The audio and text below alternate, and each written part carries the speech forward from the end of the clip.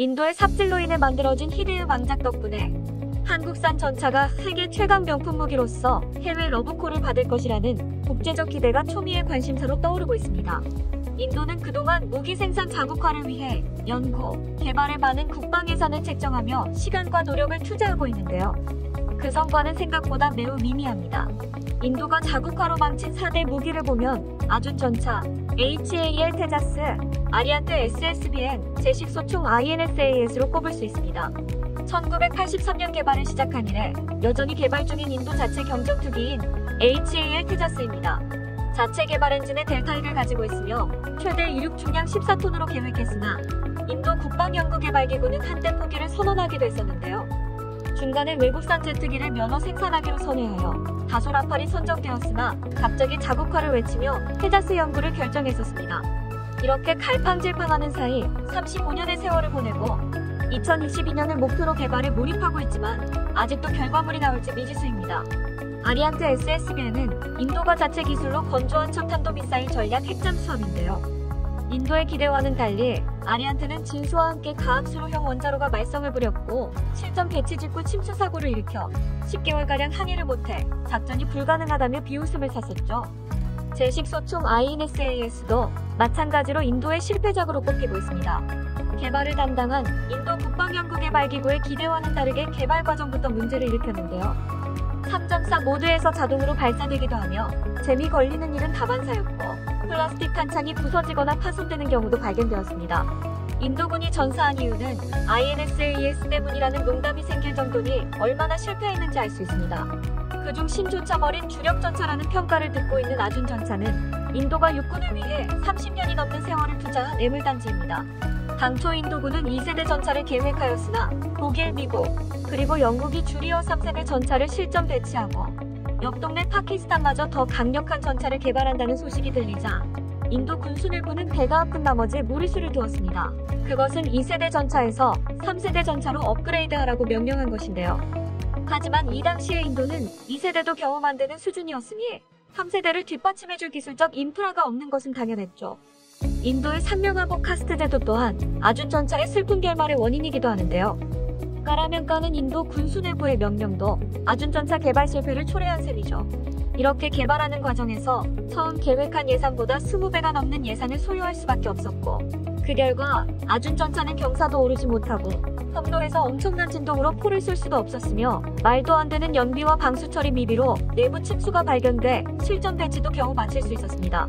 결국 수출은커녕 아준 전차는 인도 본토에서도 못 써먹을 수준이라 인도의 국력에 먹칠을 했다며 비난받고 있는데요. 우리나라가 70년대 후반부터 한국형 전차 사업을 시작하여 K1 전차 K1A1, K1A2 전차 개발에 성공하고 이런 전차 개발과 운용 경험을 바탕으로 국내 기술을 기반으로 한 K2 우표까지 개발했을 때 인도는 안타깝게도 삽질만 하고 있었던 셈이죠. 무기의 자국화, 즉 자주 국방을 추구하는 인도지만 인도의 과거를 볼 때 인도의 무기 자국화의 현실은 차갑기만 합니다.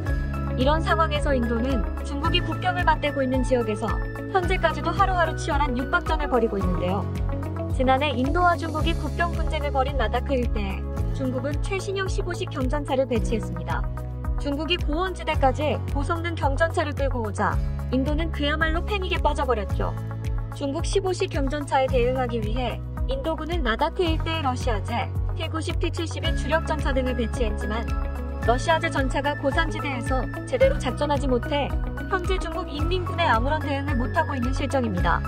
이런 이유로 인도군은 중국 15식 경전차에 대응하기 위한 경전차 사업을 추진키로 하였고 한국의 하나디펜스의 K-21 대구 경전차가 가장 유력한 후보로 꼽히고 있습니다. 한국은 지난 수년간의 방산 기술력을 보유하고 있음은 물론 K9 자주포 백문을 인도 현지에서 성공적으로 면허 생산한 경험을 가지고 있습니다. 인도 정부가 당시 K9을 분쟁이 높은 국경 지역에 전진 배치함으로써 중국제 자주포 36문을 단신문으로 박살내 한국제 무기에 아주 흡족함을 드러내기도 했었죠. 이처럼 한국은 인도 측이 요구하는 기술과 모듈을 대부분 확보하고 있습니다. 이런 이유에서 인도는 인도 내 성공적인 면허 생산의 쾌거를 이루고 세계 최강국 미국의 약 80% 수준에 이르는 한국 국방과학기술에 의존할 가능성이 매우 높다고 판단되는데요. 하지만 중국에서는 이번 인도의 경전차 도입 사업에 한국이 유력하다는 뉴스 보도에 조롱하는 반응들이 많았습니다. 한국의 K-21 미사일 포격은 중국의 15식 경전차에 어느 정도 위협이 되느라며 비웃는 듯한 글이 중국의 커뮤니티에 올라왔습니다. 이 글에 달린 댓글로 한국은 하여튼 현대미술적으로 껍데기는 잘 만든다. 한국 경전차가 고원지대에서 성능 측정은 해봤나? 한국도 인도에 할인 판매하려나 본데 K-21 위력이나 엔진 출력이 가당키나 한가? 포병 전차급 차대 방어에 불과한데 한 대만 맞아도 바로 뚫리는 것 아니냐? 이건 경전차라고 할 수 없는데 중국의 포병 전차 기관 보면 한국 경전차를 놀라 도망가게 할 수 있을 것 같은데 한국이 감히 정정당당한 중국의 경전차의 돌진에 맞설 수 있을까 등 한국의 K-21 배구 경전차에 조롱하는 반응을 보였는데요. 이에 한국 무기에 중국은 경계할 필요가 있다며 현실적인 논평이 나오기도 했습니다.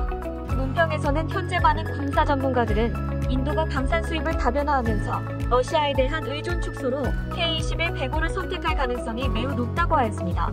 하나디펜스는 풍부한 현지화 경험으로 인도군이 만족할 만한 방산 기술을 제공할 수 있을 뿐만 아니라 세계 무기 시장의 큰손인 인도에 K-21 배구를 도입하게 되면 인도군 내 한국 방산의 영향력을 증대시킬 수 있다고 전했습니다. 이렇게 되면 한국 방산 기술은 기존 인도 무기 수입액의 70%를 차지하는 러시아를 인도 방산 시장에서 밀어낼 가능성이 있다고 볼 수 있습니다. 올 3월 인도에서 큰 계약을 따기 위해서 한국 국방부 장관은 직접 인도를 방문하여 무기 조달권에 대해 협상하고 인도와의 우호적인 동반자 관계를 증명하듯 인도의 한국전쟁 참전을 기념하기 위해 인도의 공원 건설에 투자하기도 했습니다. 논평은 한국의 이런 적극적인 홍보에 중국이 반드시 경계해야 한다고 일침했으며 언젠가 중국 인민군 앞에 등장할 전차와 장갑차는 더 이상 러시아군의 무기가 아닌 한국군의 무기일 것이라며 경고했습니다. 중국군은 중국 당국의 엄격한 관리 때문인지 현실을 자각하지 못하고 자기네 무기만 좋다고 외치고 있습니다. 하지만 사실 한국산 무기가 인도 수주 사업뿐만 아니라 호주의 차세대 무기 사업에 한국산 무기가 유력 후보로 지목되어 한국이 중국의 영향력을 저해할 수 있다는 생각에 예의주시하고 있는 모습을 보이는 것입니다. 호주는 현재 엄청난 규모의 방산 수주 사업을 진행 중입니다. 하지만 그 규모의 10배 이상 넘어선 사업이라는 평가를 받고 있는데요. 이는 이번 호주군 사업의 승자는 내년부터 시작하는 역대급 규모의 미군 장갑차 사업도 가져갈 가능성이 크기 때문이죠. 미국에서 이루어질 본격적인 승부의 전초전이라고 부를 수 있는 호주의 장갑차 수주 사업에 한국의 레드백은 미국과 영국 등 쟁쟁한 글로벌 방산 기업을 제치고 최종 경쟁 후보로 선정되었습니다. 치열한 접전이 예상되는 경쟁자 독일 링스 장갑차와 비교해보자면 레드백의 가장 큰 강점은 방호력과 기동성인데요. 독일의 링스와 기본 재원은 비슷하지만 무게가 42톤으로 훨씬 가볍다는 장점을 가지고 있습니다. 뿐만 아니라 레드백이 100% 특수고무 궤도를 이용한 혁신적인 궤도인 반면 링스는 금속 궤도를 사용하고 있어 레드백은 호주의 호평을 받고 있습니다. 고무 궤도는 금속 궤도에 비해 최대 30%의 연료 절약성을 보이면서 장시간 기동성을 확보할 수 있다는 성능 테스트 결과가 나왔습니다. 전장에서 연료의 효율성은 작전의 승패를 좌우할 수도 있을 만큼 중요하죠. 더구나 고무 궤도는 주행 시 최대 70%의 진동을 감소시켜 이동 시의 피로를 줄일 수 있고 사격의 정확도를 높일 수 있습니다. 아울러 레드백의 최대 13.5dB의 소음 감소 역시 높은 점수를 받은 것으로 알려졌습니다.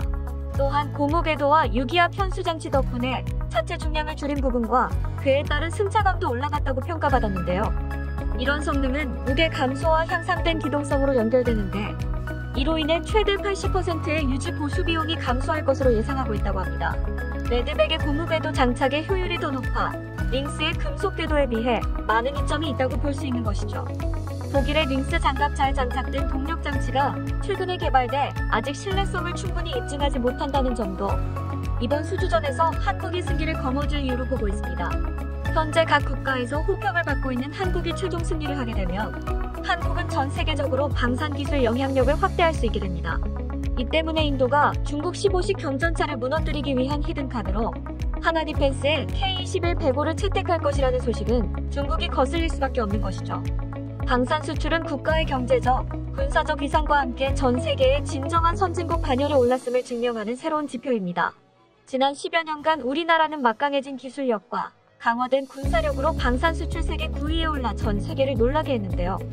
이를 기반으로 이번 무기 수주 사업에서 연승에 성공하여 세계 명품 방산 수출국으로 도약하길 기대해봅니다. 끝까지 시청해주셔서 감사합니다. 도움이 되셨다면 좋아요를, 다른 이야기도 궁금하시면 구독을 눌러주세요. 이 소식을 접한 남한 네티즌들은 어떤 반응을 보일까요? 진짜 여러 제약의 권료 생산하고 개발할 수 있는 무기가 한정적인데 성능이나 가격 면에선 우리나라가 진짜 대단하긴 하죠. 이 와중에 이제 무게 제한이나 거리 제한이 해제됐으니 앞으로 어떤 무기들이 쏟아져 나올지 기대되네요. 네이터분의 음성과 발음 등이 매우 훌륭합니다. 제가 음성 전문가는 아니지만 들을 때 신뢰감을 갖게 되고 기분도 좋아지는 여러 좋은 능력을 보여주셔서 참으로 좋습니다. 감사합니다. 화합이 되어야 물건도 나오는데 불가촉 천민이 옆에 있는 걸 끔찍히 싫어하는데 전에 다니던 회사에 둘은 같이 다니는데 한 사람은 항상 외톨이였는데 나중에 알고 보니 한 명은 천민. 한국에서도 이러는데 본국은 얼마나 심하고 천민도 고학력자가 있는데 그 사람이 방산 분야에 있다면 과연 화합이 잘 이루어지고 무기가 잘 만들어질까? 만약에 인도가 K-21-105를 도입할 경우 필리핀 사업대와는 달리 장갑을 다소 강화할 필요가 있을 거라고 봅니다. 필리핀 사업대는 비정규군을 주로 상대하는 환경이었지만 인도의 경우는 국경지역에서 중국 정규군과 경전차 대경전차가 맞붙는 상황이 될 테니 말이죠.